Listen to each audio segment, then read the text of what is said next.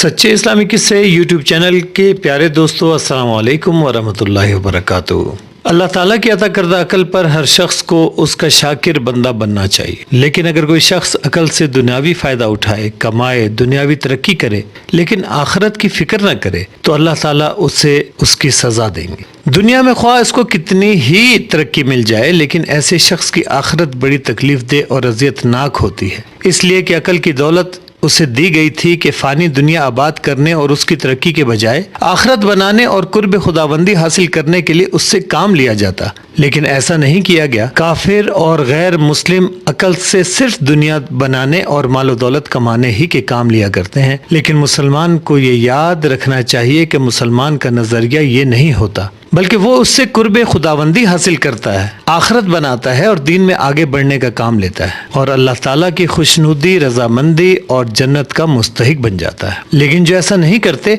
उनके बारे में इरशाद खुदाबंदी है। अल्लाह ताला ने सूरह अराफ की आयत नंबर 179 में फरमाया, और बेशक हमने दोज़ख के लिए बहुत से जिन्नात और इंसान पैदा किए हैं। उनके दिल हैं मगर ये उनसे सोचते समझते नहीं, और उनकी आंखें हैं मगर उनसे देखते नहीं, और उनके कान हैं मगर उनसे सुनते नहीं। ये लोग मिसले चौपायों के हैं, बल्कि इससे भी बढ़कर बेराह हैं। यही लोग तो गाफिल हैं। दरअसल जो अकल के ज़रिए अपने आप को पहचानता है और आखिरत बनाता है, वही दर हकीकत अक्लमंद है। लेकिन जो ऐसा नहीं कर पाता, वो ख्वाह दुनिया वालों की नज़र में कितना बड़ा आकिल क्यों ना हो, लेकिन हकीकत में वो बेवकूफ़, बेअकल और जाहिल है। इसलिए कि उसने अपने आप को अक्लमंदों की फहरिस्त से खारिज करके हैवानों और चौपायों की सफ़ में खड़ा कर दिया। इसलिए कि अगर इस अकल से आखिरत ठीक ना हो, तो दुनियावी नेमतों और मालो दौलत का क्या फ़ायदा। क्या वक्ती नेमतें और लज्जतें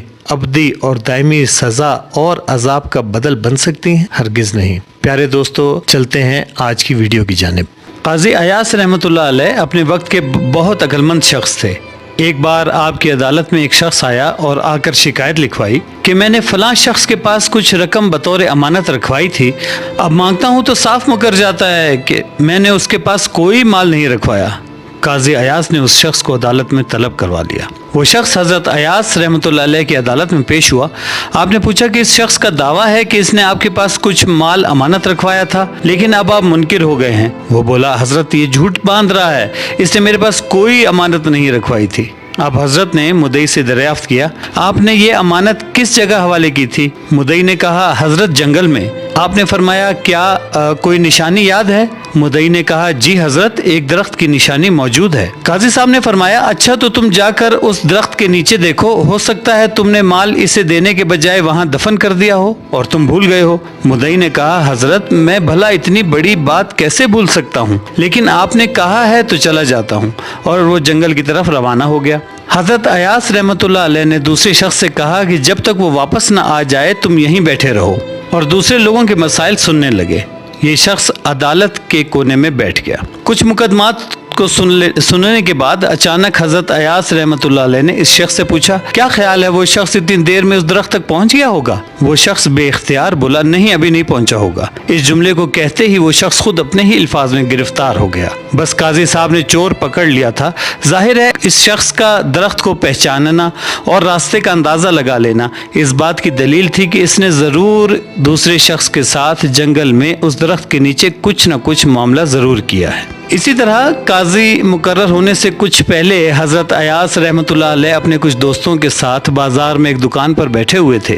उन्होंने देखा कि एक शख्स बाज़ार में दाखिल हुआ और सामने की एक दुकान के ऊंचे से चबूतरे पर जा बैठा और राहगीरों को गौर गौर से देखने लगा। कुछ देर बाद वो अपनी जगह से उठा और एक राहगीर के पीछे लपका और सामने से उसका चेहरा देखकर वापस आ गया और अपनी मखसूस जगह पर जा बैठा। हज़रत अयास रहमतुल्लाह अलैह ने अपने दोस्तों को मुखातिब करते हुए पूछा, बताओ ये शख्स क्या चाहता है? सब दोस्त हैरान थे कि हम कैसे बता सकते हैं। हज़रत अयास ने फरमाया कि ये शख्स एक उस्ताद है और बच्चों को पढ़ाता है, और उसका कोई गुलाम गायब हो गया है जो एक आंख से काना भी है। ये उसकी तलाश में यहाँ आए हैं। इस बात पर दोस्तों में ठन गई और तय हुआ कि इस शख्स के पास जाकर मामला पूछ लेते हैं। इन दोस्तों में से एक शख्स उनके पास गया और सलाम करने के बाद पूछा, हज़रत आप कौन हैं और किसकी तलाश में हैं? उन शख्स ने बड़े बारोब अंदाज से कहा कि मैं एक उस्ताद हूँ और बच्चों को पढ़ाता हूँ اور اپنے غلام کی تلاش میں یہاں آیا ہوں جو کہیں غائب ہو گیا ہے۔ اس پر حضرت ایاس رحمۃ اللہ علیہ کے دوست بہت حیران ہوئے اور آگے دریافت کیا کہ حضرت وہ غلام دکھنے میں کیسا ہے؟ تو استاذ نے اپنے غلام کے کافی اوصاف بیان کیے اور ساتھ میں کہا کہ میرے غلام کی ایک آنکھ نہیں ہے، وہ ایک آنکھ سے کانا بھی ہے۔ تمام دوستوں نے حیران ہو کر پوچھا، ایاس آپ حقیقت کیسے جان پائے؟ حضرت ایاس رحمۃ اللہ علیہ نے فرمایا، یہ شخص جب بازار میں داخل ہوا تو اپنے بیٹھنے کے لیے کوئی موزوں جگہ تلاش کر رہا تھا۔ آخر میں اس نے ایک ایسی جگہ کا انتخاب کیا جو بازار میں سب سے اونچی جگہ تھی۔ جب میں نے ان کے سراپے کو دیکھا تو مجھے کہیں سے کسی شاہی خاندان کے فرد نہ لگے۔ پھر میں نے سوچا کہ ایسا کون ہوگا جو شاہی خاندان کے افراد کی طرح کسی اونچی جگہ پر بیٹھنا پسند کرے گا۔ سوچنے پر خیال آیا کہ بیٹھنے کا یہ انداز یا تو شاہی خاندان کے افراد کا ہو سکتا ہے اور یا پھر کسی استاذ کا۔ دوست اس قیافہ شناسی پر داد دیے بغیر نہ رہ سکے۔ پھر دوستوں نے پوچھا کہ غلام کے بارے میں آپ نے کیسے جانا؟ تو حضرت ایاس رحمۃ اللہ علیہ نے فرمایا، میرا دھیان ان معلم پر تھا، میں نے دیکھا کہ یہ ہر راہگیر کا بغور جائزہ لے رہے ہیں۔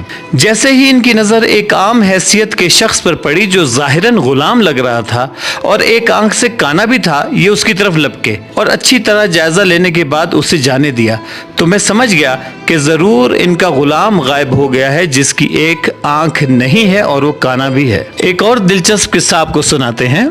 ایک شخص بہت ہی عیار، چالاک اور لالچی تھا۔ ایک غریب اس کے پاس امانت رکھوا کر پھنس گیا۔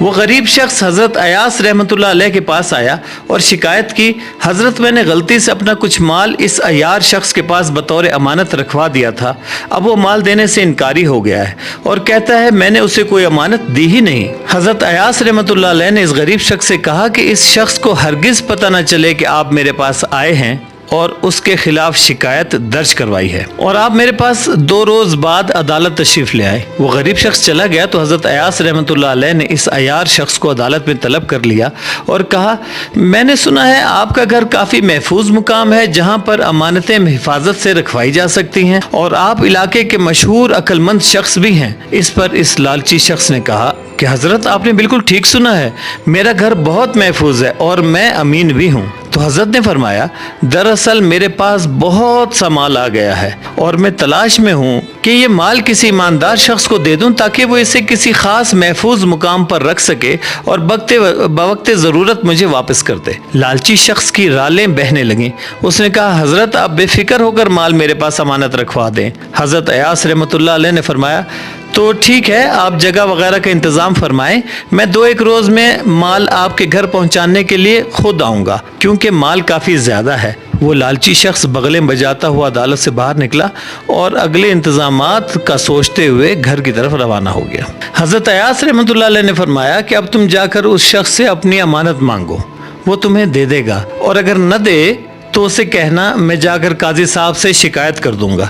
غریب شخص پریشانی کی حالت میں عیار شخص کے گھر پر پہنچا اور اپنی امانت طلب کی۔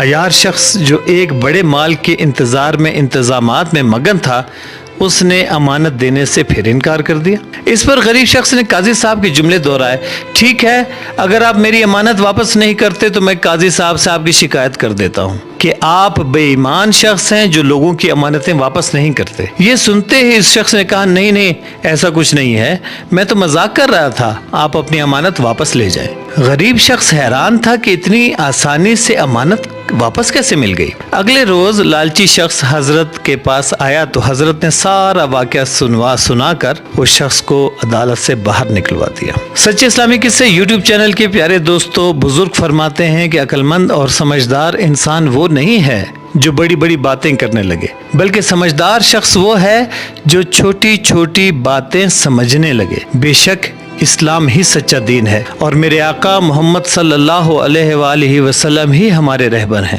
آپ نبی کریم صلی اللہ علیہ وآلہ وسلم نے فرمایا، علم حاصل کرنا ہر مرد و زن پر فرض ہے۔ سوچنا یہ ہے کہ علم حاصل کرنے کا مقصد صرف دولت کمانا ہے یا ایک دانشور بن کر، سچے اور ایماندار بن کر اپنے نبی صلی اللہ علیہ وآلہ وسلم کے مشن کو آگے بڑھانا ہے۔ دوستو، اگر ویڈیو پسند آئی ہو تو لائک کرنا نہ بھولیے گا۔ بہت بہت شکریہ، والسلام۔